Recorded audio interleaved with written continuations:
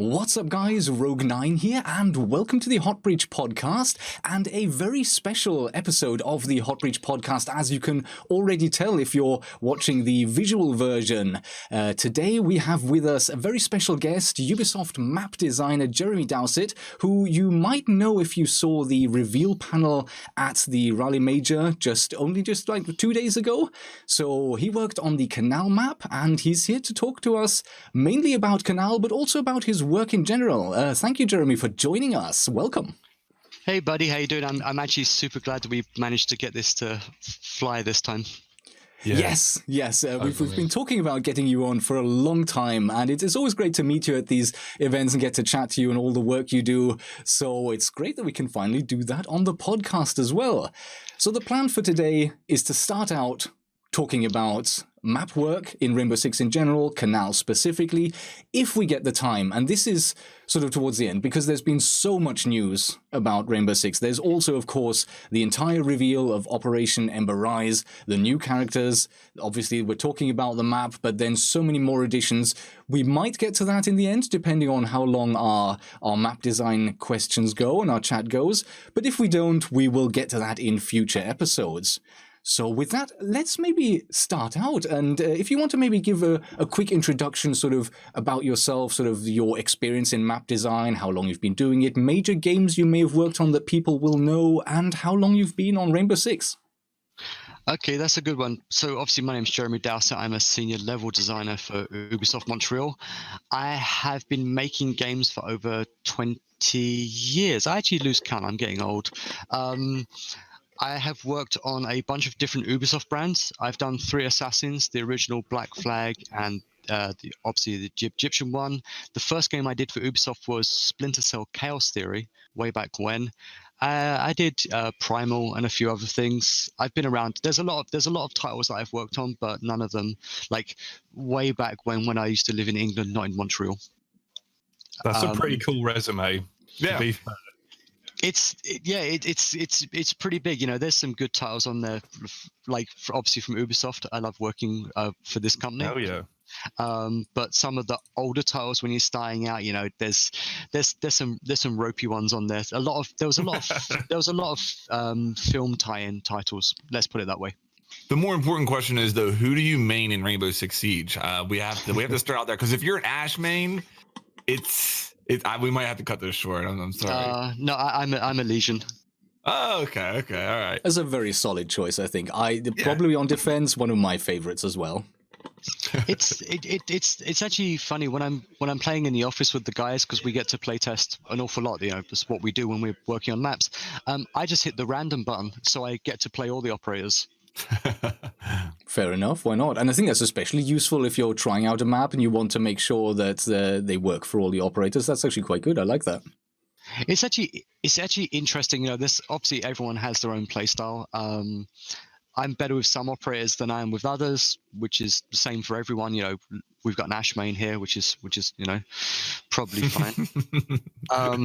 But it comes to, you know, I like playing all of them, and when we get the new operators, obviously we get to play those guys as well when they're coming through. So it's always super interesting. It keeps it very fresh.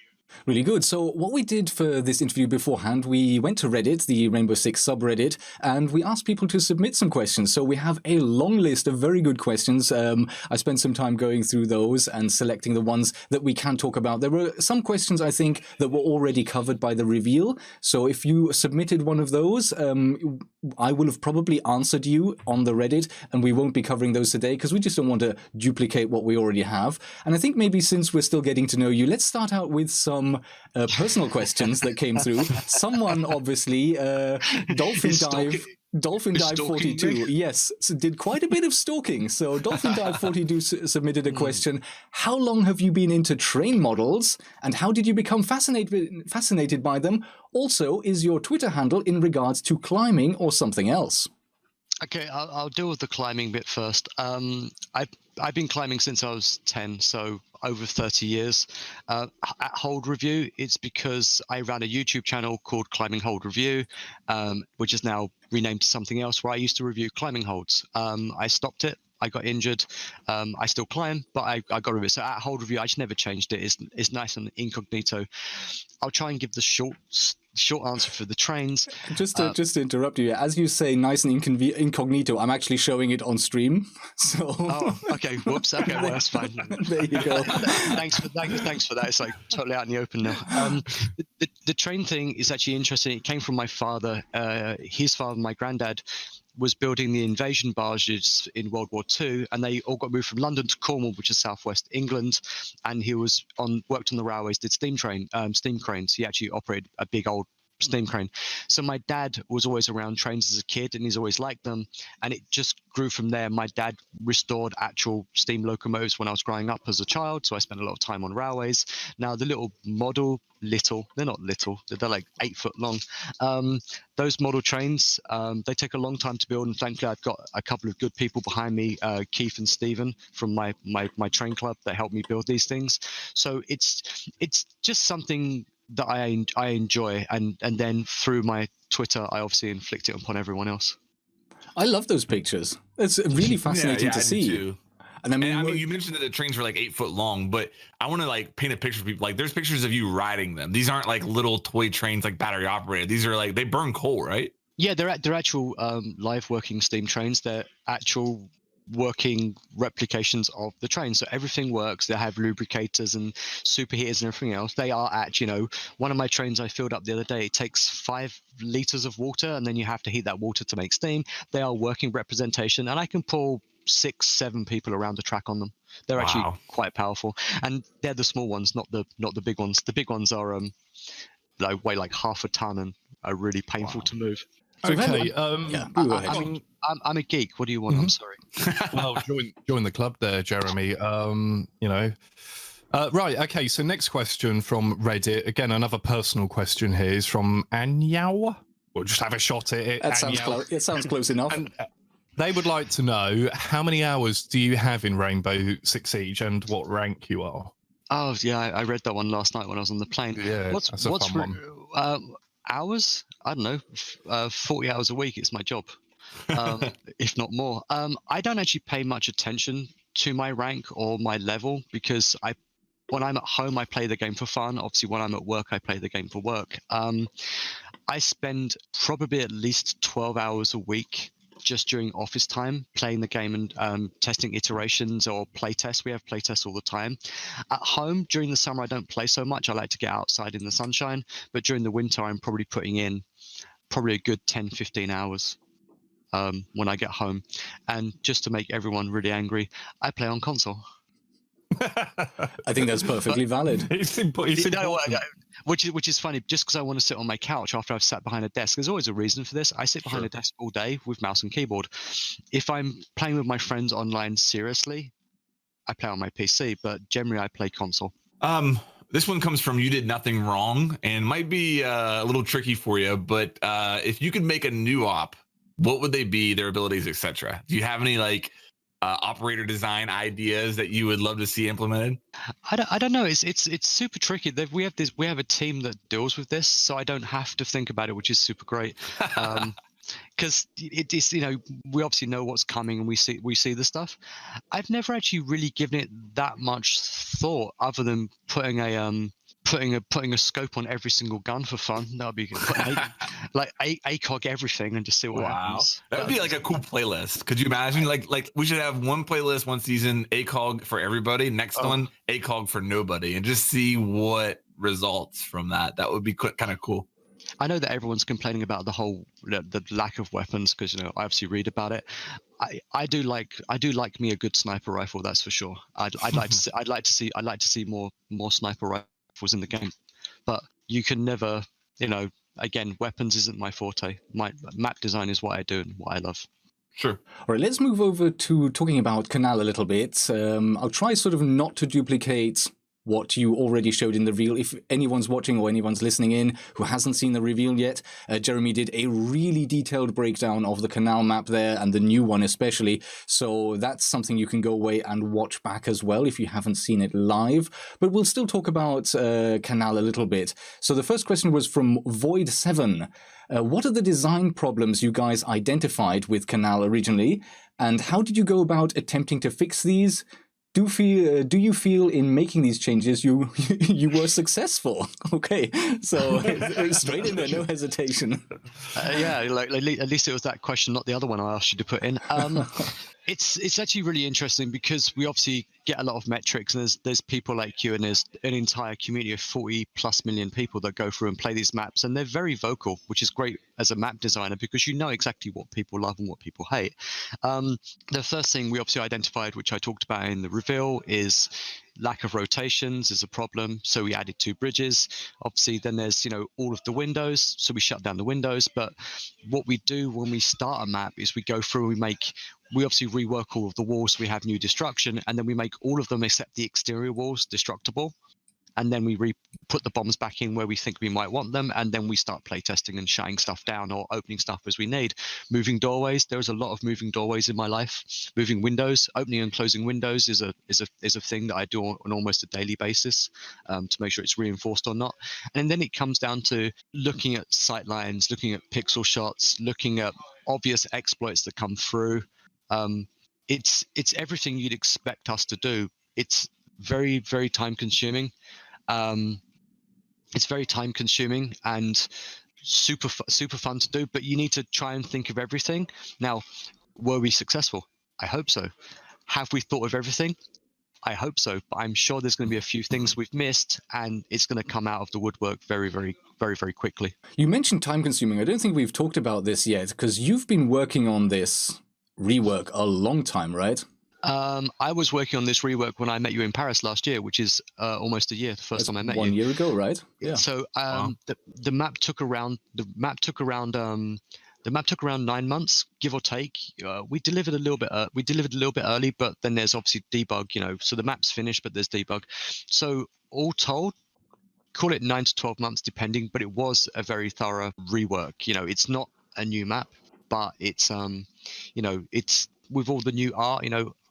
Art is not easy to do, and there's obviously iterations and making sure our readability of destruction and stuff is actually readable. So it does take time. There's a lot of back and forth, and we do change things. We actually do change things quite a lot as we're working on it. So and then we play a bomb site, get the pros in, and if we don't like it, then we change it basically. And we do that right to the last minute. You never know.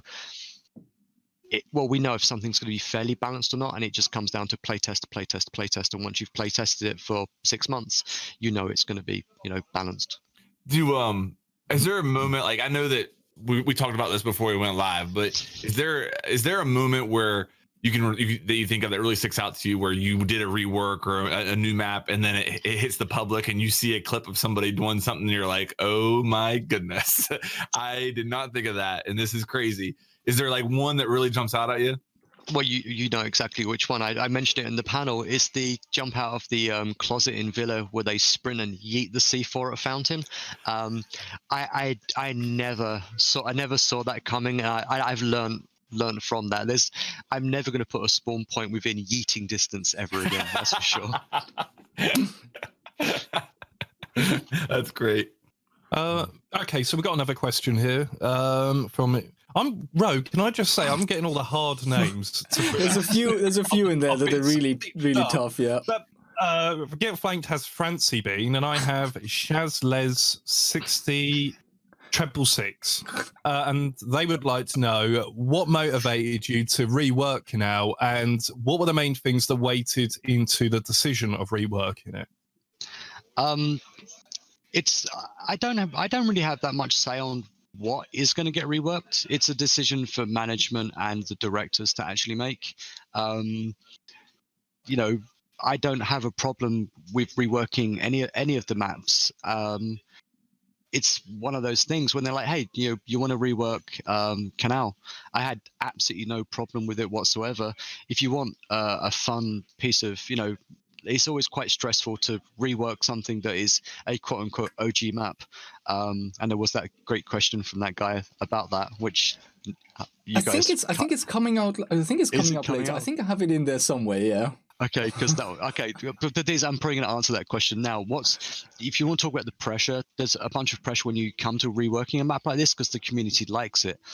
Add to that the pressure that your direct boss, the assistant design director, Jacques Wong, was the original designer of the map. That's slightly more pressure because you're messing with his baby. Yeah, I think the question that we had there on Reddit was something like, how does it feel to potentially be the guy who ruins another one of the OG maps? So yeah, and that was one of the first questions that came up on Reddit because I was reading it. And I'm like, oh, that's a hard one, but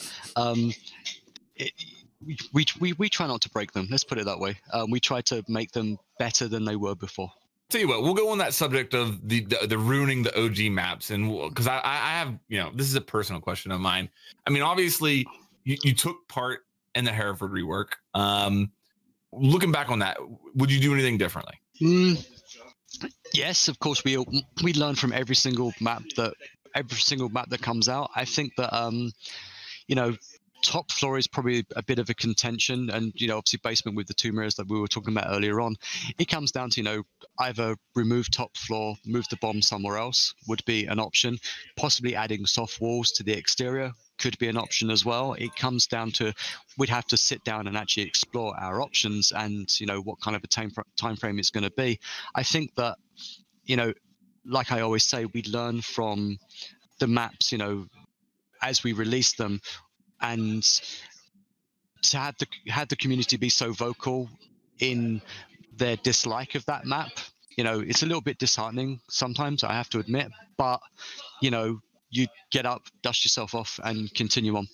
With it being removed from the rank rotation, does that chip away at your pride a little bit? Is that kind of hard to swallow, or is it just have you learned just to brush it off? I've been doing this long enough. I've been on projects that have got canned, companies that got shut down. You just brush it off.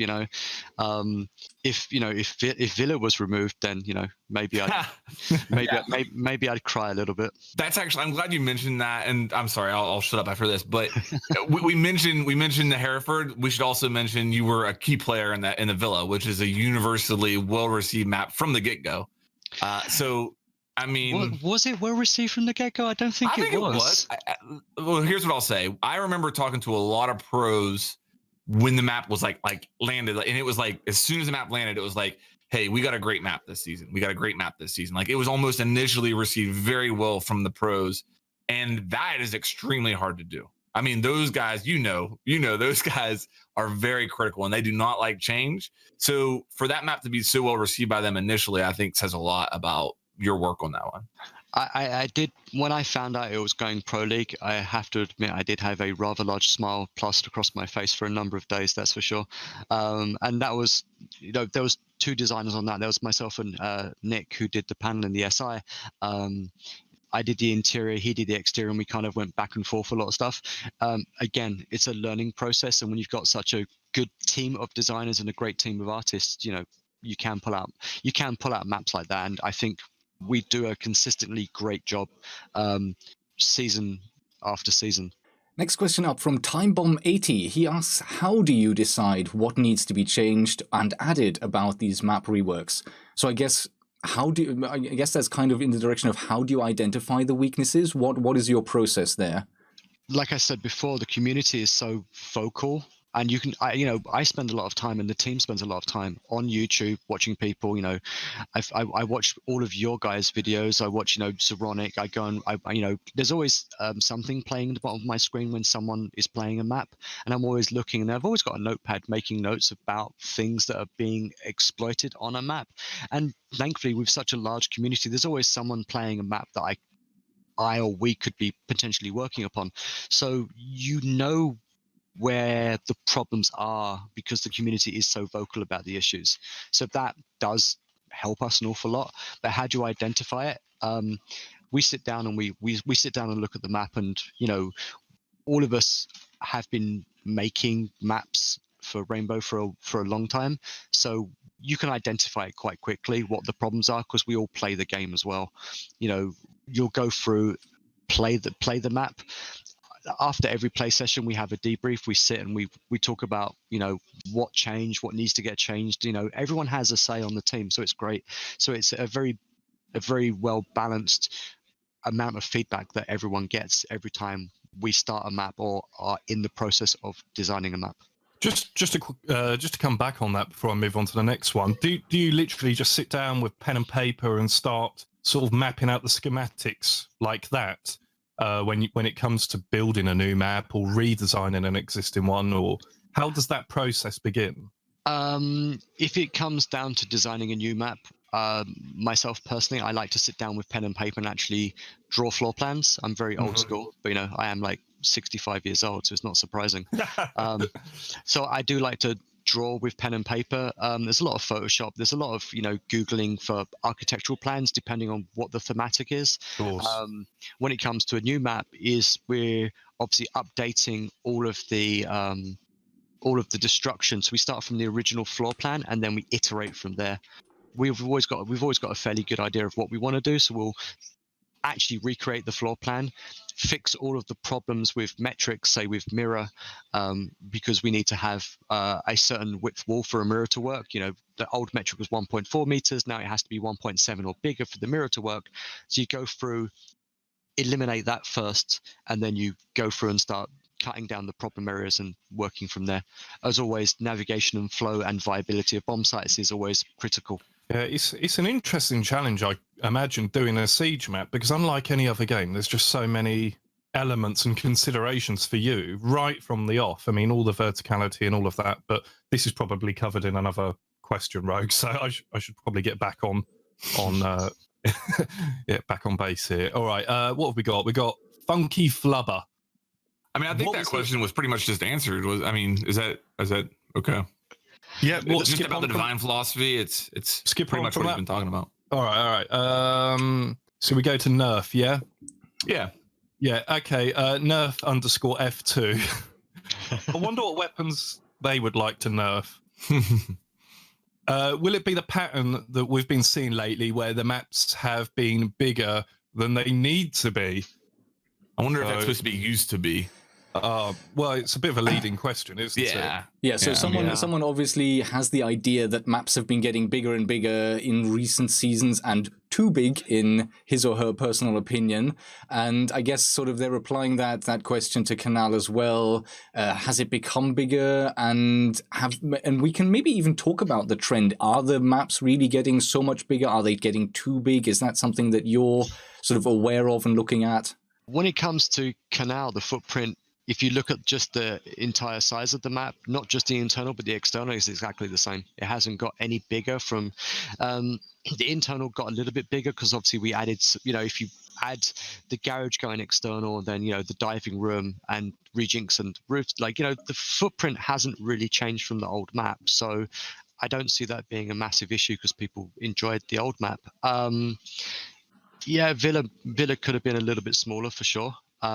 That's just me going a little bit overboard, I guess. We are aware of sizes of maps. Obviously, bigger maps takes more art, takes more time, takes more budget, is harder to balance, etc., etc. So I don't know. You never know until the next map. If it ends up being a huge thematic, then you're going to end up building quite a big map. But I think we're trying to keep it reasonable these days. I don't think Australia was actually that big of a map. I think it was a little bit smaller than Villa, for sure. So and obviously S4, you've got theme park. Theme park. Theme park's theme park. We're not gonna go and add like 10 roller coasters to a map just because we're bored. Because you like trains. I do like trains. What do you want? But I want a moving one that I can hop on. Yeah, exactly. Save my shift key. Yeah, I think that we've got to a point where we have a good metric for the size of a map, and we'll probably work down from that rather than up in the future. Let me ask kind of a specific Kanal question here as far as the redesign. Because I think it'll provide some great insight into your thought process. So the bottom floor of Kanal on like the kayak side, there you inserted like a little rotate. It's that little ladder that goes down even one more level and then out the other side. And it's a small little rotate, but it changes that whole area right there. So when you're looking at putting that in, what did you recognize as if I do this, then this will be the benefit of having this small little rotate. That tunnel used to go all the way to Red Stairs in Garage. It went all the way across. Wow. Yeah, so what was my thought process? I wanted to add another rotation between the two maps. But unfortunately, tunnels are relatively unfun to play, and they're just kill boxes. That tunnel went through many iterations. Someone just pinged me and it's like they just had to mention trains. Hey Antoine. So basically, it went through many iterations. Like at one point, it was ladder to showers, stairs to diving. So, but then you have the problem with the angle from standing at the bottom of the stairs to the diving window. That always causes a problem. So we went to ladder, and then it becomes a risk versus reward. I know that it's been well received, and people seem to like that little kind of tunnel rotate. Because if you are getting pinched on either side, you can drop the tunnel and run through, but you don't know what's at the other end unless you're going to stop halfway down a tunnel with no cover and then drone out the other side, which in the heat of a battle, you're not going to do. So it's something that we've tried it. We've tried it a few times, like tunnels and other things. So this one worked out really well. I wish we could have got it to work to be a third rotate across the buildings, but it was just so OP, and it was just it didn't work. It didn't play well, and as a designer, when it doesn't play well, you need to just go, okay, cool, cut it. And me and Jacques really liked it, and we hung on to that tunnel to Red Stairs for a long time.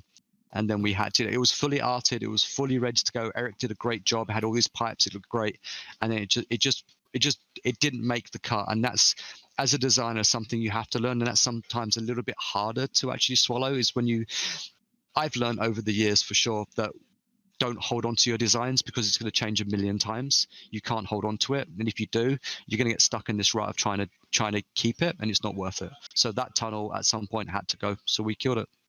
But I'm glad people like it because. Yeah, I'm going to give a little hot take here, okay? I want the viewers to try this. You play a pulse. If you're playing that bottom, if you're playing like the kayaks objective, you play a pulse, you get down in that little tunnel, and you just pull your scanner out and see where the enemies are. And once they move to one side, you go up the other ladder and come in behind them, and then you'll get flanked once you get the kill. So I think you're going to need a bit of utility to protect you, though, down there. If they drain you out, you're dead. Absolutely. Yeah. If they maybe drain an you out, you're mine dead. or something, like just to give you that warning. I know what you mean, though. I've already seen a video today of someone throwing C4 up the ladder and just killing. Thanks, Bikini, making my life because I'm sure you've done this, and I just see a video of the C4 coming out of the top of the ladder and exploding. It's always super fun. It's and it's something that I fully expect to happen. Someone's got to, impact grenades, a good way of getting people off the ladders so you can get out, claymores at the bottom. So I think it's going to be really fun to watch how that specific area is going to get played. Yeah. So we had a lot of sort of general questions. Pete and Flanked, do you have any Kanal related questions left that you want to go into before we look at the more general map design questions? I've got one, and this one is from Sonar. I don't know if you recall, but there was an Easter egg on the last Kanal. Maybe you can't say because you want us to find it naturally, but is that something we should be looking for? I can tell you about one Easter egg that didn't make it into the map that was specifically directed at a bearded man in the middle of my screen.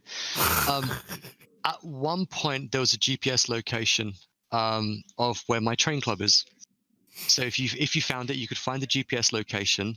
And then obviously you'd go to Google, see the satellite image down. And what I was going to do is, because we have a lot of land, is I was actually, and I had it mapped out in the grass, I was actually putting an R6 logo so you could see it from space in the front lawn. And this was purely because one time when I popped onto Hotbridge Podcast and said hi, someone said, we'd get better maps if Jeremy stopped playing with trains.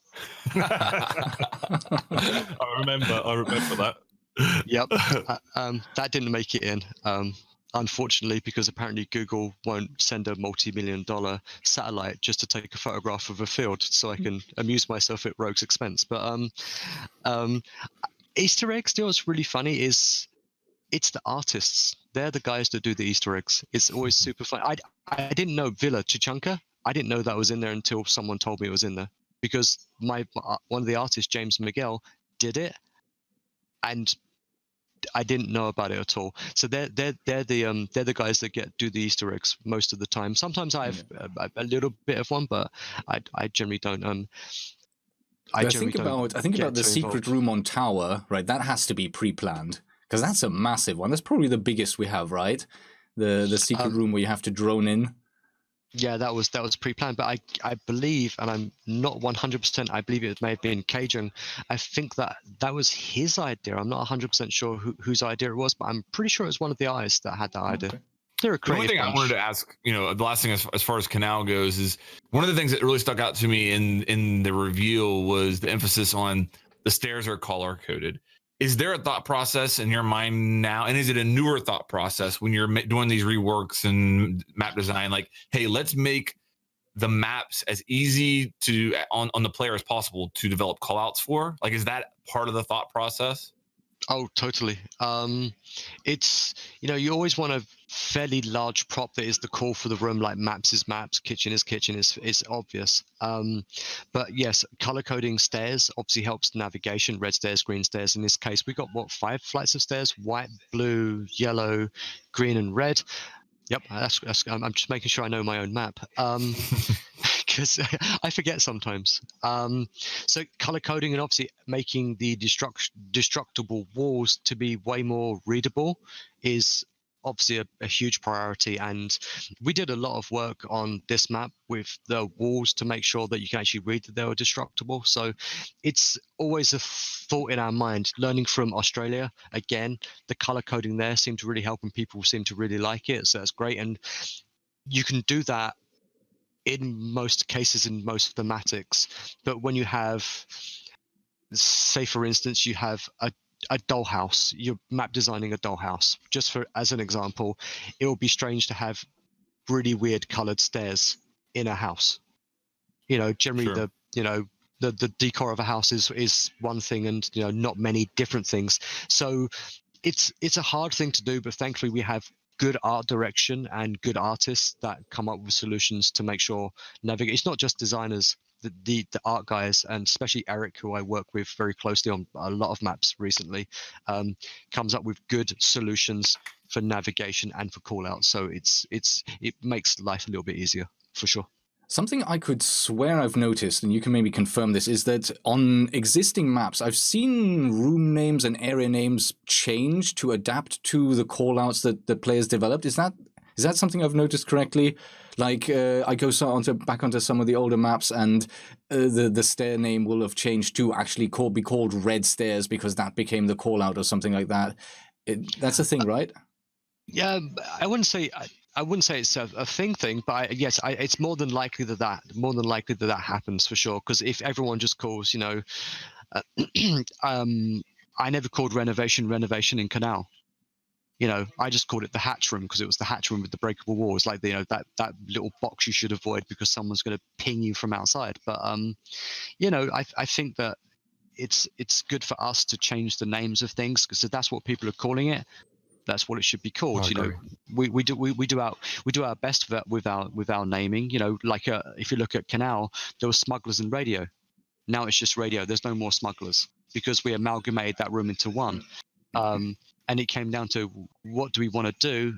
What kind of props and what kind of gameplay would we like to see in this area? And it just came out that desks and radios was actually a better solution than having great big lockers full of illicit contraband. All right, so let's go back to the Reddit question. WeMan01 asked the question, what goes into a map rework or buff? And he also says, do you think that it's possible to ever release like a heat map of maybe the movement of players or the deaths? And do you use that for a rework? I like that question. That's a good one.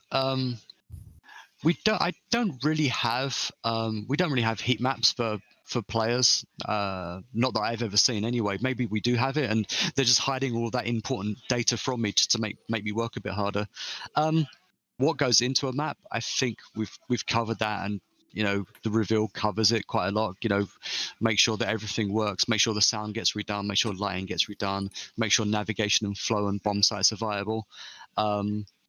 It really depends upon the situation for a map and what its problems are as to how you assault the problem. There's a general flow for how we approach these things. Obviously, change the walls, go through, but it really depends. It's a case by case solution most of the time. I can't say there's one encompassing answer at all, because there's not. It really depends upon what we're working on at the time. Heading back to these questions from Reddit, we've got one from Igor38. How do you identify which maps are in need of a rework, and how do you decide which ones actually will get one, and in what order? Is it possible to rework a map that has already been reworked, i.e. Hereford top floor? And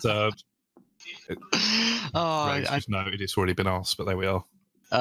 Has it been asked already? Yeah. Well, is it possible? Is that possible? Nothing is impossible. It's Rainbow Six. There we are. But how do we make those decisions? It's a discussion between management and production as to what they'd like to see. I think we've answered the question about how we identify the problems on a map. Yeah. I think we've covered that one already. Flanked, you're on mute, my friend. My bad. I think there's an interesting one here from PJ. He's talking about like the competitive aspect of map reworks. Like it seems like I'm paraphrasing his question here, but the competitive side of the player base favors map reworks over new maps. As a creator, is that frustrating for you? Like, would you rather start from scratch on a brand new map, or are the reworks cool with you? I'm actually pretty chill with both. Like I said, I've been doing this a long time. I obviously love creating a new map and a new world from scratch. It's always great. There's always challenges with that. But reworking maps is also a challenge, because it's always nice to take something that doesn't navigate so well, doesn't play so well, and fix it, especially if it's one of the maps that the players really like and really enjoy. So it's like I'm very relaxed with either, but if my boss comes to me and says, hey, we're building a map in here, I'm like, cool, let's go. And if it's a rework, it's the same thing. I'm always excited because it's always a challenge. Like, along those lines, are there things that you've identified that, like, if you're looking at a particular bomb site, are there things in your mind that you can look at and be like, if I do this bomb site will be more defender favored than attacker favored? Are there map characteristics that you have identified that you try to implement to help a defense or an attack or anything like that? There's no hard and fast cookbook for something like that. It depends on what props you've got in the room, how the room's laid out, how big it is, how many destructible walls, do you have windows, how many doors, is it a double door, is it a single door, line of sight floor, hatches. There's so many variables that go into a bomb site that taking one of those out or adding one of those in just changes the flow and the way it plays so quickly. The only way you can tell if a bomb site is actually working and if it's actually going to be viable enough is simply playtesting, going and playing, go 5-on-5 and just start fragging, basically. And you'll see, and that's the good thing about the design team. We all iterate, we all play. When you're working on Kanal, you're playing that map, maybe 2-3 times a week with the designers and with the game designers and with the audio guys. Everyone gets to come in and they get to say, this works, this doesn't work. But having the pros come in is totally invaluable, because then it's always good. I always say it's good to have a second or third or fourth set of eyes onto something that you're working on, especially when you have so many people in the community, so many players. And we have that privilege to have that. Rogue was in, it's a bit late Rogue was in the office the other day and he was playing Kanal. Unfortunately, it's a little bit late to make any massive changes to the map. But, if he was in the office beforehand, I would have shown him the map and go, hey, play this, and get his feedback. Same for anyone that comes into the office that's under NDA. And I get approved to show them the map, and I get their feedback, because more feedback is always better. Good, positive and negative, by the way. It doesn't matter. Feedback is feedback. True. A question from the Beaten Dead Horse, and I'm going to paraphrase it a bit. It's quite a long one, but it's like the core of it is, how are the maps designed as a team? Do you have different groups of people working on different maps in parallel? Because he kind of like mentions that he sees certain maps in the game. I'm assuming he, maybe she, assumes certain maps within the game, or seen certain maps in the game that kind of feel similar and have a similar feel to them, and then others can be grouped together. So is it just sort of various groups of people working on various maps in parallel? The team split up. Generally, you have a designer per map. So you have a designer and they're paired with an artist. So the designer does a bunch of work before the artist actually comes on board, but I generally keep them up to date with what's going on. So you have a designer and an artist, and then other artists that roam. But it's a great big melting pot. Sometimes you have lots of different artists on maps, and obviously, sometimes there's a couple of designers go in on and off of maps. So it really does depend. I guess, the flavor of designers do have particular ways to actually design and have certain things they really enjoy that they want to put as gameplay in a map. It really depends. I think that I'm not really in that grouping of designer, because Kanal, I could have added certain things that I like into Kanal, but I think that sometimes design by committee is actually the best way to design something.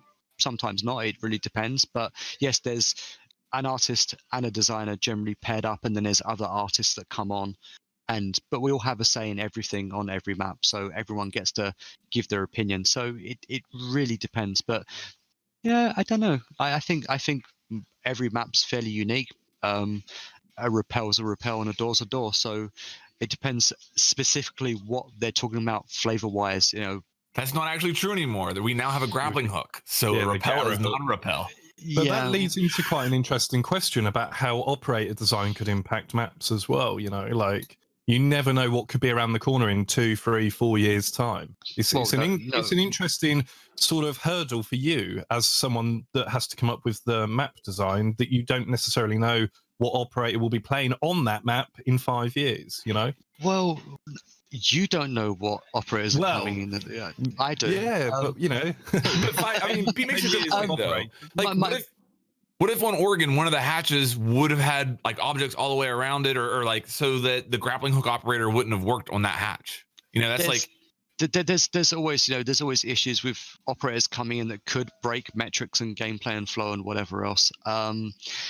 We don't really design for operators ever, because if you do, it's a rabbit hole and maps will never get finished, because if you think about every permutation of every operator that could do anything, you're never gonna get anything done. So what we do is, I think we design for that moment in time, and then if we have to go back and do a couple of little tweaks to maps across the board, we had to do some stuff for Amaru, because there was certain things that weren't tagged correctly in all of the maps.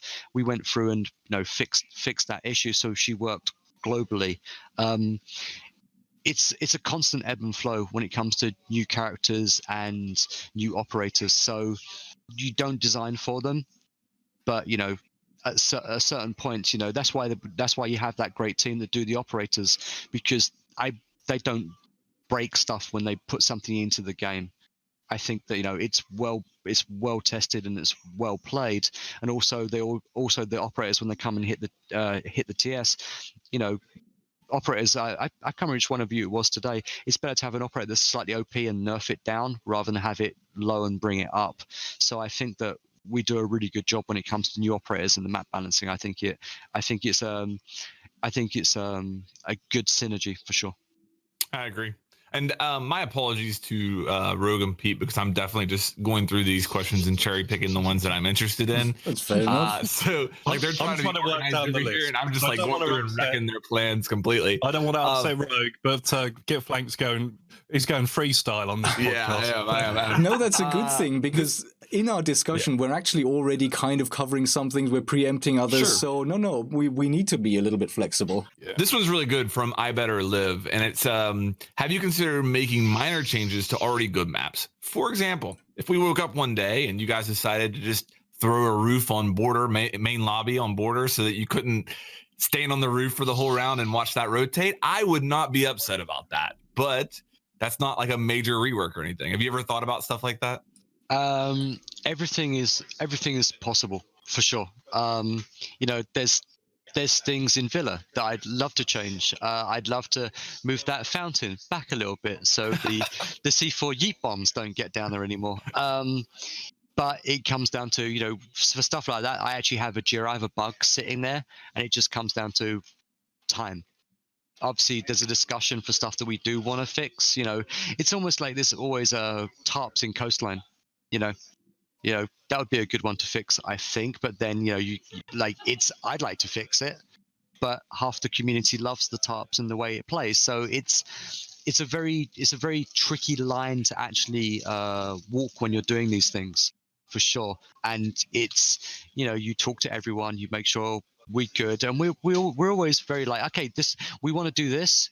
This is how we're going to do it, and we go that way. So it's generally thought of in, you know, there's enough bugs for enough things that we'd like to do to maps that I hope at some point we'll get around to doing. But again, you do it, you might make some people happy, you might make some people very unhappy. So it's a very, very hard line to walk. Let's head back over to this list, see if we can find a question. Let's just go back to the top. Okay. Is this question by Andrew? What's really funny? Just one of my artists, Phil, it just said, "I fixed the top." That's awesome. Thank you. Yeah, Thanks, well, Bartlett. it's fixed every season, doesn't it? We talk about coastline here. Yeah. At this stage, that should be a ladder. Coconut Brawl's out there like challenge accepted. That's what he's doing. Every single time, like he's like, "Oh, I'm pretty sure this is fixed." He's like, "Wait for it," all the time. It's a meme now. That is right. Is this one by Andrew been asked? Not yet. Right. No. You go ahead. Right. So Andrew Waltfeld would like to ask, what was the most challenging part of the rework, and what was the most fun part of the rework for you and your team? For my team, I don't want to answer for my team. The most challenging, I think, if you want to talk about it, I will talk for the team. I think the most challenging thing on the map was the art. Just because all the walls had to move, which means the shell had to change. It didn't have to. We could have made it look exactly the same as it was originally, but as everything had to move and everything had to get tweaked, it has to get remapped, retextured, everything else. You know, you have to stretch stuff. So I think the most challenging thing, not so much for me, but probably for the team, was the art, because it was a very big job, and they did a superb. I always like to say the artists did a superb job on this. The artists always do a superb job, because pods in my window, you might just come scream at me. But I think that the artists are doing a superb job on these reworks and even on the new maps. I think the most fun, again, it was a bit of a challenge from my side, was trying to make sure everyone gets detected when they try and run out. That was a real challenge, and then trying to shut down early kills. Spawn peaks wasn't so hard, but early kills was quite hard to shut down, and took a bit of thinking. And the way sometimes I like to work on a solution is to not think about it and go and do something else. Because if I think about something, I stare at it, I find it frustrating, and I don't get it fixed. So just walking away from it sometimes is actually just a better option. Interesting that you use that wording, early kill. I think the way that I've always looked at it is, there's like, when we're talking about spawn kills, and that's one of the questions here. Actually, let me shout out. I lost it, but somebody in here asked about spawn peaking, and will Kanal be as spawn peak heavy as before? And I think you've touched on that already from the reveal and stuff. But to talk about spawn peaking, like there's spawn rushing, but where a player rushes out and, like you said, or can yeet a C4 or whatever, they're spawn rushing, they're spawn peeking, and then you just use a term called early kills. Yes. What are you referring to there with early kills? Like, can you give me an example there? Old Kanal coming out of sailboats, you could get shot from a bunch of the windows as you were going up the ramp or the stairs. That's an early kill. Anything where you've, a spawn kill is obviously the player hasn't moved and still can get shot done. Okay. And then an early kill is generally something you'd prefer as a designer to avoid, where you don't want someone to get killed within 2 seconds of spawning. So early kills.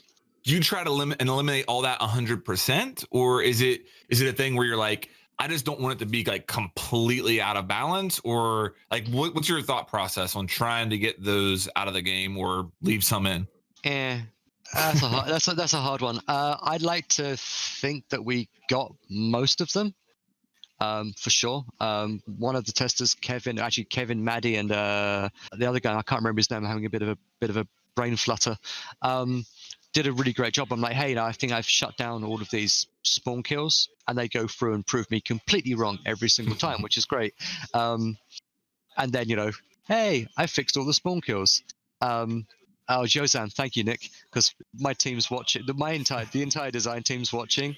Well, shout out to the whole team. Seriously, I mean, you're on here doing the talking, but I'm sure there's a lot of work that goes into this from a lot of different people. So shout out to everybody. I'd have to buy the guys a beer. So have we shut them all down? I would like to think so. Early kills, spawn kills, probably. Early kills, I'd hope. Actually, no, spawn kills, yes. Early kills, I would hope so. And then, the spawn points on Kanal are so far back from where you actually spawn. I don't think there's going to be any crazy yeetage going on. That's for sure. If there is, then someone's broken something in code. Something about your accent and that word yeetage. I cannot help but laugh every time you say the word. Like, I'm just like a little. It's my new favorite word. Yeetage. The old Kanal was a bit of a nightmare for that spawn peaks and runouts and stuff like that. It really was. Was it? I never realized. I thought it was. Well, there's still one or two locations where you can catch people off guard in the first sort of 5-10. If they're not paying attention, there's probably. Oh, you're talking about floating docks and someone's just running out of the rooftop and just pointing over the top towards. Yeah, okay. There's always going to be that. There's always, yeah. The only way I can stop that is by putting a massive wall, and then you can't rappel on that side of the building. So which would you prefer? Try and be aware of well, they can do that, or you could just go through the tunnel that goes all the way to car park, or you can go through the tunnel that comes out to forklift where you're fairly well covered. And then, we've made sure that the radio window you can't get shot at from forklifts, so you can just look up and look at the roof. There's always going to be someone that's going to run out and try and ruin your day. At some point you have to say to the players, okay, this might happen to you once, but please learn from it and it won't happen again. You know what I mean? Like, it's not, you can't do everything. I agree with that. You try to. There's one, window green corridor that looks towards construction. You come around the construction container. There's like just a flat line of sight. You'll get shot from that once, and every time you ever take that route again, you're going to pre-fire that window. So people will learn. It's part of the process of playing the game. If you remove as much if you remove as much as possible, then it makes players more comfortable. But I have to admit, I like a bit of a run out occasionally. So you want to leave some. It is part of it is part of the game, that sort of aggressive defending, so long as it's sort of manageable. I always felt like Consulate, for example, was like a bit of a nightmare with all the windows and bits and pieces you have to be careful about. And I don't think it's nowhere near. You've done a great job with it. So I wasn't angling a criticism at you there. And I think that's actually a really important distinction there between early kill and spawn kill, because a spawn kill, I think, are there any left in the game? Have they all been eliminated? Because I don't know of any, and they're a huge problem, right? Yeah. The last one I recall was when Cafe was on the TTS, the rework, and you get on the piano and you could get the insta kill, but I can't think of any at the minute. I'm sure there are a few in some of the older maps. I could probably go through and list a bunch Just of put them it on into my my hand. DM if you don't mind. Yeah, I just won't, because Yeah, no, we were. I was thinking about discussing. I was okay, yeah, because the We problem perhaps there won't is miss them. like because we have the prep phase and the defenders are already running around. If someone gets into a position ready and knows where that player could pop up, then you have no chance. You spawn into the game, you appear, and you're dead. And that's a huge problem that needs to. The only way you could fix that is by having some kind of a random spawner. So the spawners aren't, there's normally 5 spawners for the players or the attackers on every single spawn. Is actually have a system where you have like 15 or 20 spawners per spawn point, which is more data and more setup, and it just picks from them randomly. So you could never get that. That should never happen. But then you've got to find safe positions for 15 spawners per area. It's again, it's a rabbit hole. It's not something you want to do. I'd rather have. I think we would rather have the spawners in a safe location than add more spawners in a random system. All right, here's a question from Klazakun. It's a little bit leading. Don't you guys think that your designs are too defensive-sided? And this is looking at all maps in general. And then a question going on, is the new Kanal a possible change for that? This person obviously asked this question before they'd played the TS. So you guys have played the TS. Do you find that it's more defense-sided on this map, or do you find it's fairly balanced? It's my turn to ask questions. No, we only had about 4 or 5 hours playing it, but the matches seemed fairly even at the And I mean, I think inherently any new map, and granted this is a rework, but there's new characteristics of it. I think inherently it's going to be defender sided to begin with, and then it kind of develops over time. But I think this is probably because I didn't feel like that. I remember like I played it obviously early access, and I've played a couple hours on the TS so far, and to me it doesn't feel overwhelmingly defender favored. No, I would not say that. See, perfect. That's what we like to hear. But like you said, Flank, it's exactly. I think what happens is every single map when it comes out is very defender sided because the attackers are trying to figure out their strats, and it's harder, I find, what I feel, to actually get the attacker strats right. It takes more time and it's more hard work than it is to do defender strats. So I find that it's always going to feel like that, and then you see it over time. The strats evolve, and you learn the map. The more you play it, obviously, the more you play it, the more you learn, and the more strats you get, and the more comfortable you are with it. So I actually believe that every map comes out a little bit defender heavy, but once you figure out what the attack's going to be and how to play the map, it balances out. But we try to keep it as balanced as humanly possible. But there's always something that Amaru can come flying through a window now, so you're never quite sure. Amaru with a diffuser, that's a scary proposition on some bomb sites. Rune Wolf, he says, what are the rules that you try to go by when creating or reworking a map? And let me kind of go with a little bit of a different direction with his question. Like, do you have any, like, we will never put the tower rappel down. We will never put that in the game again. We will never put as many balconies as there are on Skyscraper in the game ever again. We will never put. Do you have any like things written on a wall somewhere and permanent marker that you will never do again? Or it's like even just general parameters that you have that you kind of always go towards that are kind of fixed. Like we need X number of floors, X number of rooms. The corridors need to be this specific length between this and that length to be not too short, not too long. Do you anything like that as well, just to add on to that? There's obviously metrics we use. I'm just to answer the main question. Have we learned? Yes. Will we never put so many balconies? Yeah, maybe. Who knows? You can never tell. It'd be hard making a massive tower block with no balconies, because then it would just be a great big cube with windows in it. There's metrics for corridors, and generally it depends. It's always again a case by case scenario, because a map like Villa with the main corridor going through with the red carpet, that's quite long and it's kinked, so you have to allow for lines of sight and everything else. So there's no set metrics on, okay, this is too long. It's actually feel. And once you get the stairs in, obviously we've learned that two sets of stairs in a building is better than one. That is always, I think that would probably be a minimum and something that we'd always strive for. Maybe not like don't do 4 floors in a basement is another one. It's really a case by case situation. Yes, corridors are 3.4 or 4 meters wide, depending. Ceilings are this high.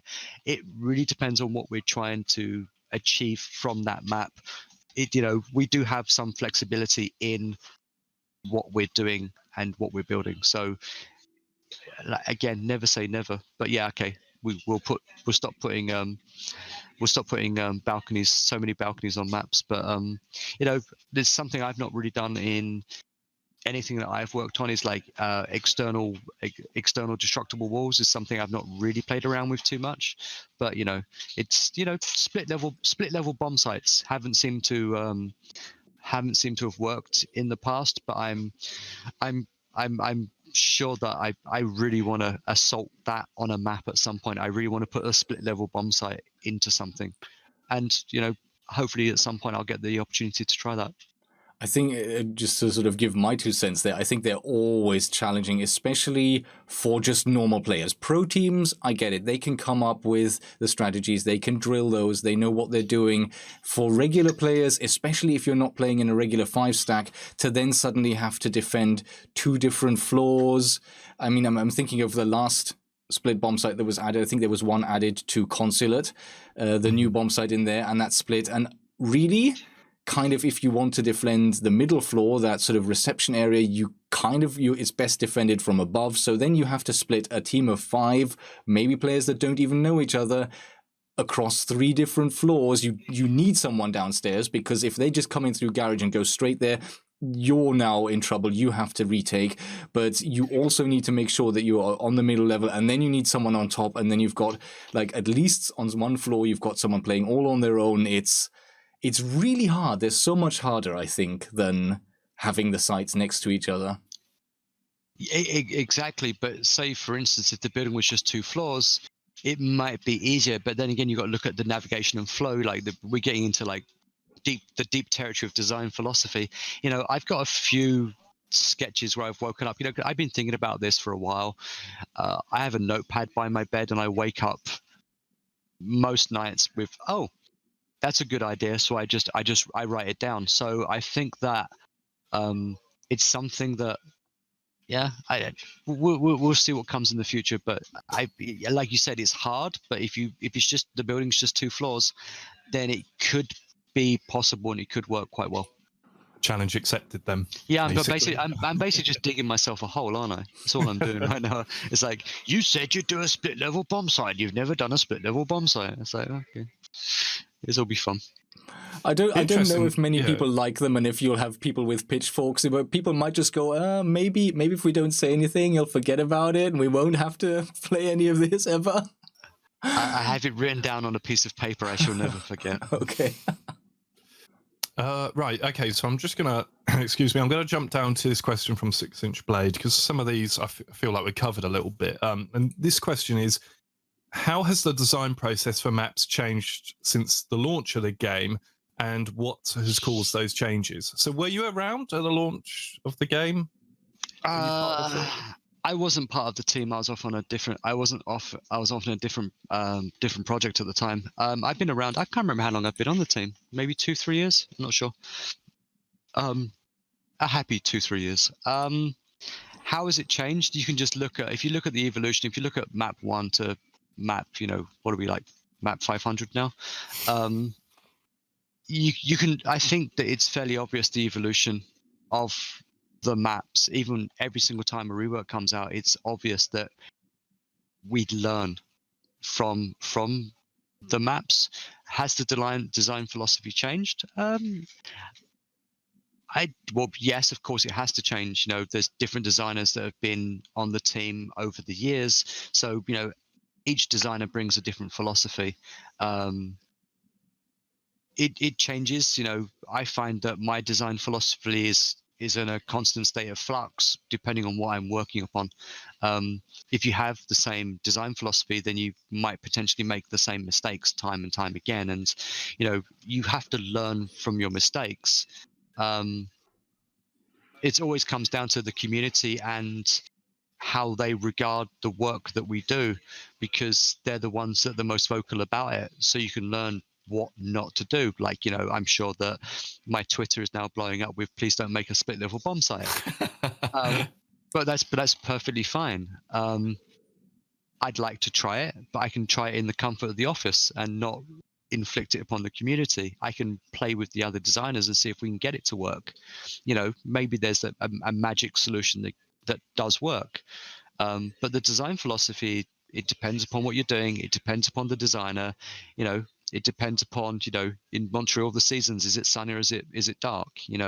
Working on Villa in the middle of winter was amazing. I was super happy looking at nice rolling hills rather than 6-foot piles of snow. How much coffee have you had? It really, there's an ebb and flow to everything. It's a very natural creative process, and a different artist brings a different flavor to a map.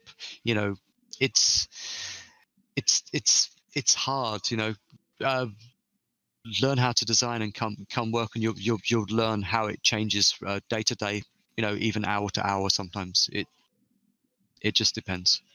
I think an interesting trend you actually mentioned only just shortly ago was external destructible walls.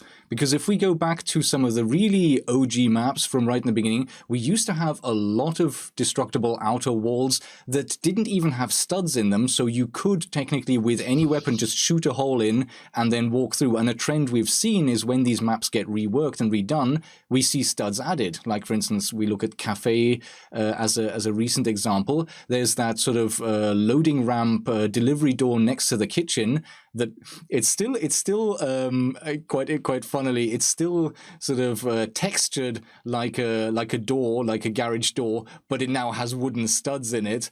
But yeah, that's something I think a trend we've definitely seen is even when maps are certainly reworked, at least put studs in the exterior walls. Sorry, walls. Yes, that one, walls. And if you're making new maps, I think we've seen that there are fewer and fewer external walls that can be opened. That's not on. Well, okay, the studs in walls is on purpose. New destruction system, we redo the walls, so we update everything. So that's why the studs are there.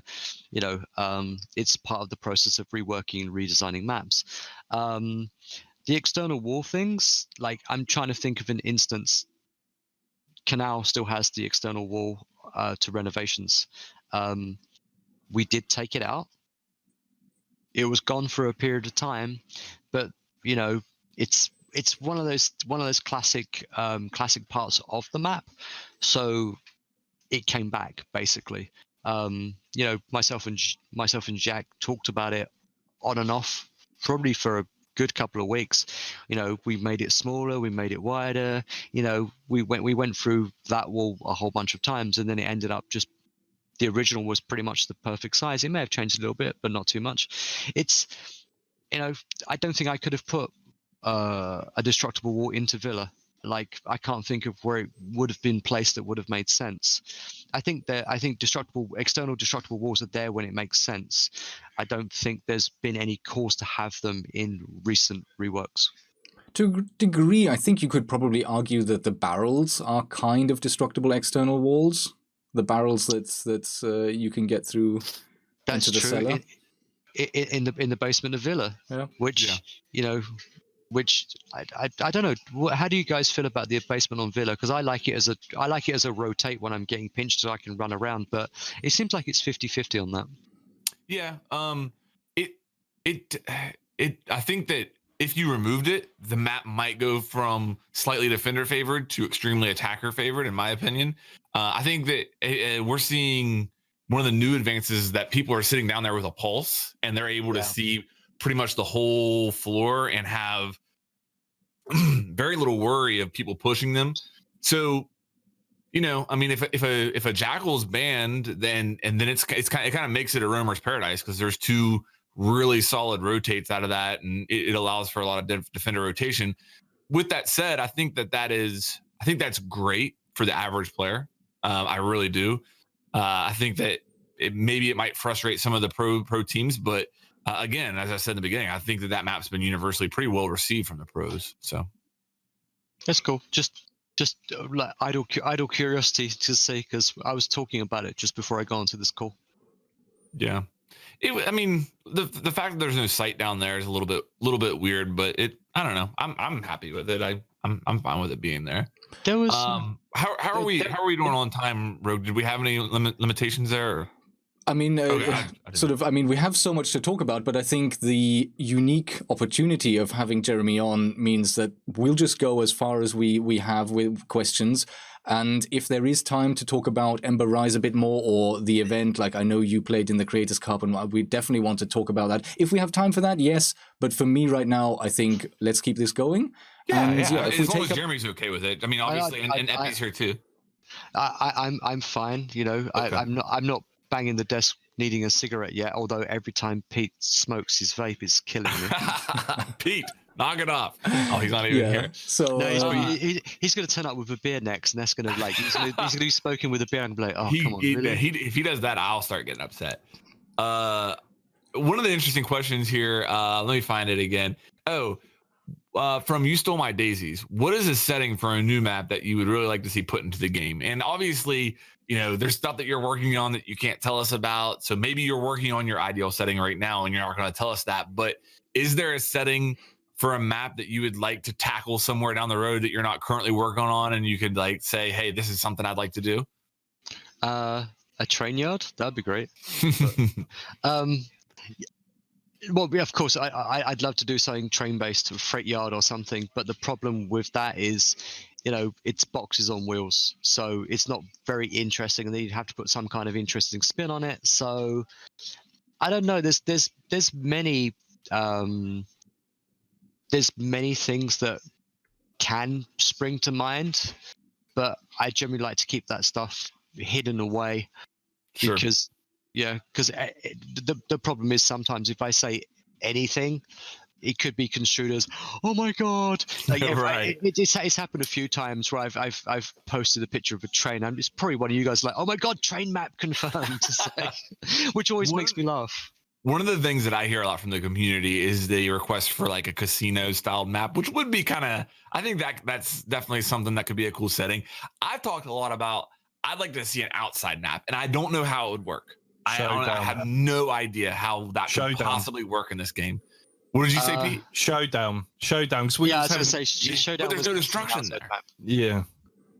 Yeah, that's the thing. I think. How can you? Because we have destructible walls in Siege. How can you have that outside? And vertical play. How can you do that? You know what I mean? But I think it would be cool. I mean, imagine you talk about the yeets. Imagine having a grenade and just being like, "Woo!" You know, like yes, it's like how to make every single operator gadget completely useful. Yeah, useless. Sorry, it's like I would say, oh, what are you gonna do? Sheet charge a massive tree. It's like it's.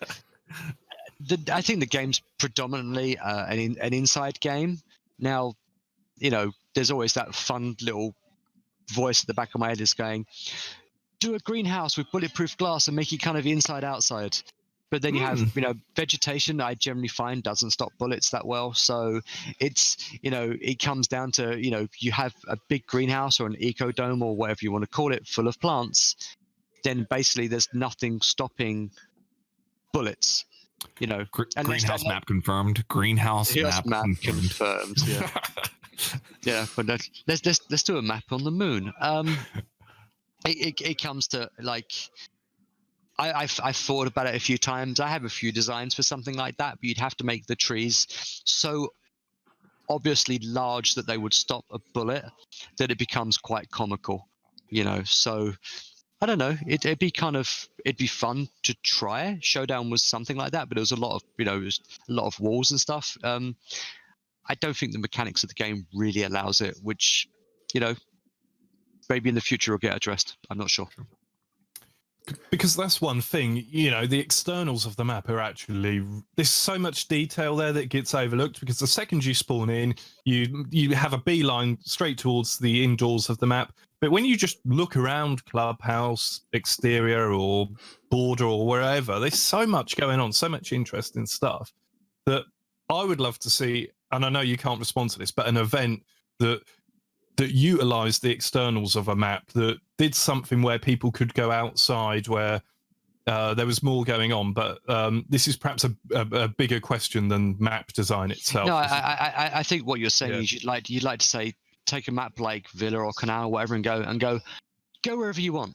Basically. Yeah, for a small period of time. So this is my suggestion. Like, maybe it's a totally different game mode as well, where there isn't defenders limited to being inside, where everyone can go wherever they want. And it could be like, I don't know, just throw this out there, a free for all or something for a limited time event. But something like that would be cool. Everything is possible. I think you could take, for an event, almost any map and go free for all. It'd be super fun. As an event, like you're saying, it'll be so much fun. Except for maybe plane. Let's not do that on plane at all, ever. Or yacht. No, we already had Mr. Bear on plane, so we're good. That was amazing. About it. Wait, that's a good question, actually. Did you have anything to do with that? Like, because that was amazing, and there was so much detail in that. And like, I'm talking about the Rainbow is Magic event for anybody who's not following. Yeah. So, what was your involvement with that? Any? My only involvement with that, other than laughing hysterically and doing playtests, was there was a few issues with barricades and a few other things. Red walls not showing up, so I had very little. We know what's going on, so I did a little bit of. There's no design work. It was all the art team and the destruction team that went through it, and the character guys who do all of the uniforms and everything. And God, that was such a magical experience. It was. I wish it was still there. I said several times, like, I feel like when they were doing that they said, all right, what can we do? Okay, well, when we shoot the wall, we're going to have stars appear. Okay, what can we do even more than that? Okay, well, we're going to have these voice lines. And it just, like, they kept going and going and going and going. And then it was so awesome. If you did everything pink and then just if you're going to do it, just overdo it. Like, just go completely nuts. And Fred, who was pretty much, I think Fred was in charge of that, or he had a lot of work to do with it. Fred Bresser, who is also a member of my train club, by the way. He's such a character, and I think I think everyone got to go, all the team got to go a little bit nuts that were working on that map, but it was nice to be less serious, and I hope something like that happens again, because it's one of those things, so much fun. If you stop too short, like you said, if you just would have made everything pink, it'll fall flat. It would have been cringe. You know what I mean? Yeah. And because it went too far, it went from like cringe to just awesome. It was just an 80s wet dream, right? It was so much fun, and just playing it, even in the office, when you're hearing a serious, dedicated dev team giggling like children when they're playing something, you know that there's like you hear it and you're like, what's that? And you sit and you're like, really? Oh, really? We're doing that? Okay, cool. And it's like it's infectious, and everyone was super happy about it. I believe it went down really well, so I'm super happy. It was awesome. I loved it. I've got a few more here. Hang on. Yeah. You Stole My Daisies actually had a number of questions, and I think some of these other ones are worth quickly looking at as well. First one up is, do you believe that there is a model map in Siege right now that sort of represents how Rainbow Six should look and feel and function? Do you have a personal favorite map, or perhaps a map that you have worked on and are most proud of? So there's three different questions really there. Yeah, a model map. I don't know if that's a super hard question to answer. Like, is there a map that is perfect? Maybe, my opinion is completely different to what everyone else likes, because everyone plays differently. If we all played the same, then the game would suck, right? It's everyone's individuality, that actually makes the game what it is. If I have a favorite map? Yeah, my favorite map is the one that I've just shipped every single time. If you ask me that when Villa came out, it would be Villa. It's Kanal. I'm in love with the rework of Kanal.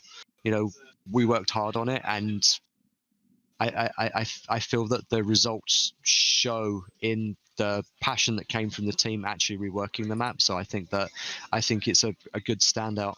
But a model map, that's more of a question for a design director rather than a lowly map monkey. Okay, so I'm going to refer back to the. Can I just say, my chat will be very unhappy if I don't mention this, and you might say no comment. That's cool.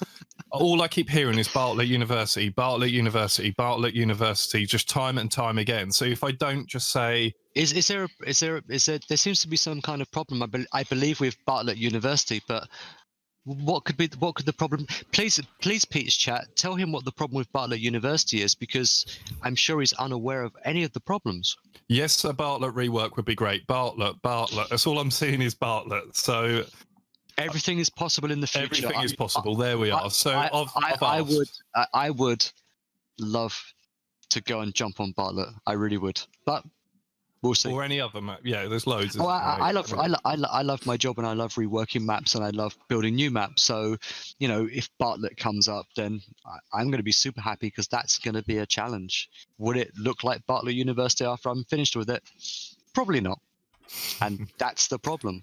That's the thing, though. I mean, Kanal, you can totally tell it's Kanal. Do you know what I mean? That's the amazing part about the job that the team did on Clubhouse. You can totally tell it's that map. There's so many things that, I mean, the layout, so it's not like Hereford, I felt, was a bigger rework, a bigger change compared to Kanal. Obviously, you do have the two sky bridges, but I feel like Kanal is more Kanal, how you remember it, the way you get on the roof and stuff like that.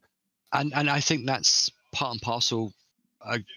Good work from the design team and good work from the artists, for sure. Yeah. I think that that synergy made it, because Kanal had problems, but you didn't really have to change it too much. Mm-hmm. But there's other maps where moving a spawn point's not going to fix the issue. Raising a wall is not going to, a two-story building with a wall that's 5 meters high and you can see straight to the spawn. You have to go through and rework the spawns or close the window. And in closing a window affects gameplay depending on where it is. So it's always a balancing act. Some maps have more issues than others, and we all know what the problem with Bartlett is, and it comes down to how would you fix that problem. And I've not actually sat down and really looked at it to go, okay, this is going to take me X amount of time to actually fix the design issues. And that's the trick with the reworks, is trying to keep them, cafe feels like cafe, canal feels like canal. That's the trick of the job, is to try and do it without completely making a mess of it. And sometimes it's going to be a bigger challenge and people are going to be unhappy because it's not going to feel like that map. So that's an inherent problem. But, I understand, yeah. I don't know if Rogue's trying to stitch me up on some of these questions here with the names I have to pronounce as well. I really hope so. I really hope so. Yeah, he's trying to stitch me up. I think this one might be Dutch or something, or Afrikaans, I don't know. I might skip down to the FAQ, the several one at the bottom there, because I've had that one. That's... Well, no, it's still, there's a few. I think that's a play on Daenerys Targaryen, is what that is. It's Jaehaerys Targ. I've got Jaehaerys Targ. Jaehaerys Targ. Okay, all right, so I've got it. Okay. It's been stated that House won't receive a rework due to it being somewhat of an unbalanced love child. Are there any other maps that are not being considered for reworks? And if so, can you tell us why? Everything is considered for a rework. That is all I will say. I'm wondering. Nothing is out of the where that clip came from. That was Alex Remy. He said it was sacred, or he said it was the love child thing. He was in an interview, but yeah, I wouldn't say that. Yes, I wouldn't say that anything is actually off limits. Obviously, taking a map like House and making it something like Pro League compatible, that would be a challenge without making it not feel like House. That's a tongue twister. Yeah, I was actually talking to a journalist recently who mentioned that every time he speaks to Alex, he always asks, what about House? What about House? Are we going to see House? And every time the answer is no. Every time, apparently. So that's the story that I've been hearing. If Alex says no, then chances are it's no. He is he is a man of his word. I had a question in my chat. I don't know if this is something you can specifically answer. They're asking basically the Polish season that we basically skipped due to Operation Health back in the day. There was supposed to be a Polish map there, or at least a map that was part of the Polish season, or going to be. Did that ever become a different map? Was that released anywhere else, or was that just scrapped? What happened with that? What was the deal? I can't actually remember. I was on the team during Operation Health. I can't actually remember what happened to that map. It may have got put in the freezer, and it may come back. That's one of those questions I'm actually happy to, when I can't answer, I'll go find the answer and I'll send you a message and tell you. I can't remember what happened to it. I remember something happening with it, but I can't remember what it was. I'll find an answer for you for sure. Okay. Shall I do the next question here as well? I'll take this one. This is, again, a rather difficult to pronounce name. I'm going to say Klikard. That's my guess. If it's wrong, I'm sorry. The question is basically, have there been any lessons learned from previous map buffs or reworks that you've done? So as a map, so obviously we had the very big rework of Hereford. This question is specifically about the buffs we've had in the past. Have there been lessons learned, really? There's every time we do anything, touch a map in any way, we'd learn something. Has there been any hard lessons, oh whoops, we really made a mistake on that? I don't think so much. We always learn from everything we do. It's a very hard question to answer.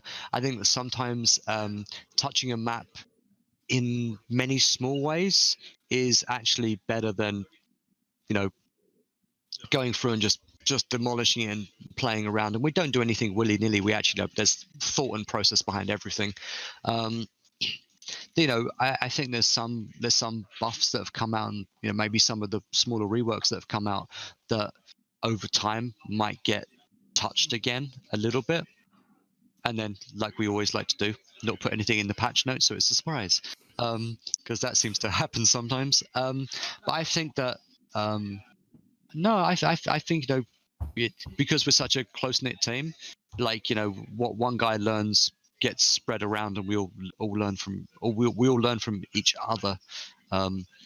Obviously, watching YouTube and listening to Reddit and whatever else actually really helps, because you can really get a good gauge for how the community feels. Because if they're happy, they mention it. If they're unhappy, they really mention it. For sure. Yeah. I mean, you touched on something there about, changing maps. And I think there's a bit of a sentimentality that you perhaps wouldn't have expected, but we know it now, particularly with the older maps. If you are going to go in and change them, people do sort of miss what they were. So that's why I was saying I liked what Kanal is now, because you can totally tell it's if you can keep the flavor. Yeah, that's it. And if you can keep the flavor and people are happy and they're still super comfortable with it, then I think we've done a superb job if we can manage to do that. Now, can we manage to do that in every circumstance, in every area, for every single fan that loves that one particular little facet of a map? No, unfortunately, you can't make everyone happy all the time. But I believe our design philosophy is to try and keep the flavor and feel. Removing one building from Kanal wouldn't have made it Kanal anymore. So, shutting every window on one side to lose the sniping, it wouldn't have been Kanal. The flavor of Kanal was sniping between roofs and the two buildings. We've kept that, and trying to keep the floor plan as close to the original as possible is it's a juggling act, but it can be done. It just takes time.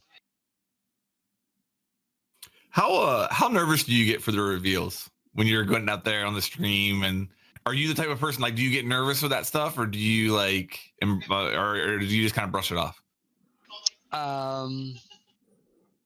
Did you see me before the reveal this time? Did you not? Okay. I saw you that day. I'm pretty sure I did. Yeah. Okay. I don't remember talking to you. So here's what happens on every single reveal panel, despite the fact I look as cool as a cucumber. I'm either going to throw up or I'm going to poop myself is the general feeling that I have. I could lie and say, no, it's perfectly fine. I'm great at it. No, I'm actually a general bag of nerves. It's super nerve wracking. Even though you're rehearsed and you know roughly what you're going to say and how the flow goes,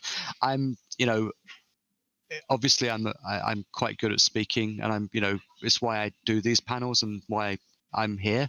But no, it's puke or poop. It's pretty much it. It's pretty much how I feel. And even on Ember Rise, it's like, and 6 minutes, I'm looking for where the closest bucket is in case I need to go tactical puke. So yeah, I'm a mess. And Ken, the guy who is that from marketing that did all the rehearsals and everything, is like, you're a pretty big S talker, but when it comes down to like 6 minutes beforehand, you just shut up. And I'm like, yeah.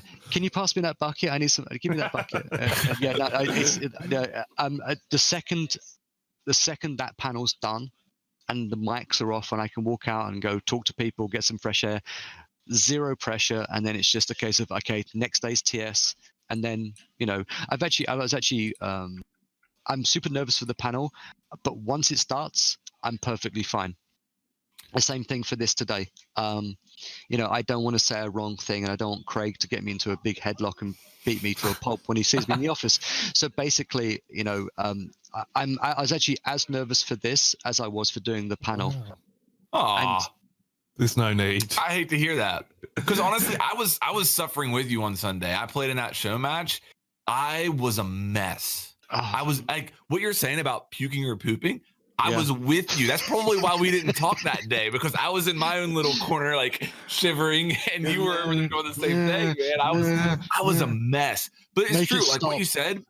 I was a mess the night before. I didn't sleep hardly at all. I was a mess. Like we all, me, Priest, and Skittles took an Uber from the hotel to the venue. Not a single word was said, and that's not normal. Usually we're chatting it up and having a good time. We're all just sitting there like, oh God, we're getting ready to do this.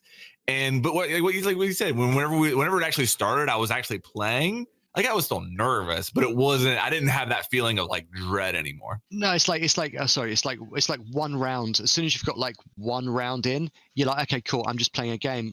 The panels before this one have actually been a little bit harder because we've been on stage with the crowd, and that is really quite nervous. But this one we're away, so I wish someone had a camera footage of how the crowd reacted as we were talking, because we couldn't hear it at all.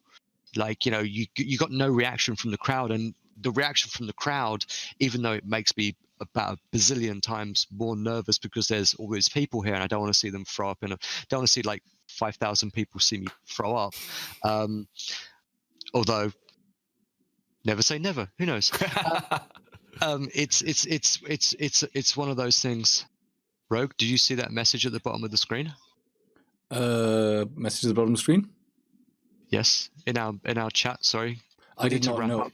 Okay, we need to wrap. We need to wrap up soon because Mr. Craig is getting on a flight. Okay. All right. Yeah, I mean we're pretty close anyway. What does soon mean? Do we still have 5 minutes, or do we stop now?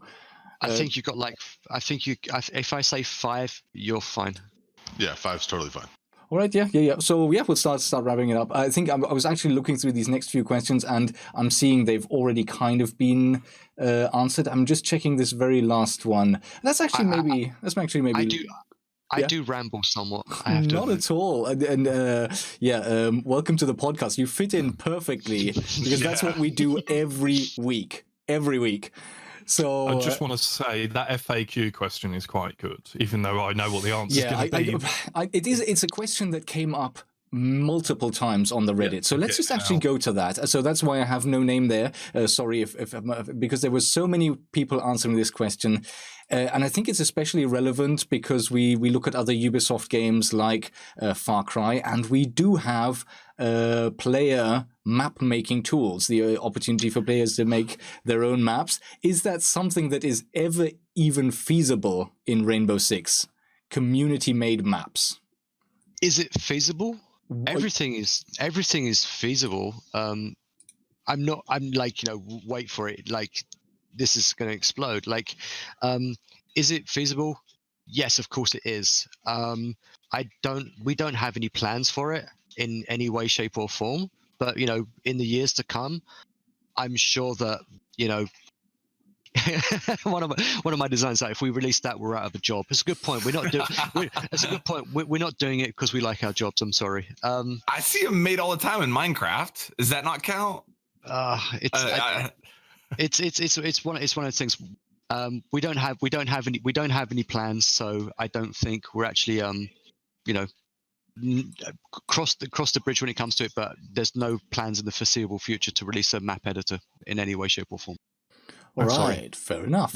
Pete and Flanked, any closing thoughts from you? Anything you've seen come up in your chat? Anything? Oh, just no. I mean, I can't stress enough how much I appreciate your time, and obviously, Epi's time as well. Seriously appreciate you, and please pass along to the rest of your team from me personally. Don't worry, they're watching, so you just talk to them. Okay. Talk to them yourself. Okay. Listen, if I'm ever hard on you guys about a map or anything, it's from a position of love. Okay, please never get mad about it, because I appreciate the job you guys do. So for the last several seasons, I've been able to play the new reworks and stuff early, a couple of days early. And I've actually stopped making videos like going over the maps and stuff, because I recognize it's impossible to do that and actually get a good feel of the map after playing it only a couple of times. It takes so much time. So for you guys designing it, I can't even imagine how hard that job is, and all the respect in the world to you guys. Yeah, thank you. I'm like, it's always nice to hear, especially someone, from anyone actually, anyone who enjoys our work is always greatly appreciated. And going to the majors and talking to people and meeting people, once they realize who you are, which for you is more of a problem than for me, because I'm a anonymous face, but once people realize who you are, I like to stop and talk to people and hear one guy, I stop and talk to everyone if they recognize me, and it's such a lovely community for sure. Yeah, I have to only echo what Flank said, and I think really if there's anything that I would like people who've listened to this podcast to take away, is to see how much care and effort is put into every map, every new map, every redesign map. Because I mean, like we mentioned, and I'll mention this again, literally you've been working on Kanal for a year, and there was like 9 months of solid work put into that. It's like, I think sometimes people don't realize that, and I wouldn't have realized that, and it's something that maybe is worth keeping in mind, because you'll have players that they want to see certain changes, they make certain demands, and wouldn't it be nice to have, and can't we have this faster? And the thing is, well, like, I don't see how much more care and effort you could actually put in when each and every map takes so much of it and so much time. So I hope that that's something maybe enlightening for everyone watching, and that there is a general raise in appreciation for the work and effort you do. It's a labor of love. What can I say? It's always super fun, whether it's 3 weeks, 6 months, 9 months, a year. The team is dedicated to giving out the best player experience that we can.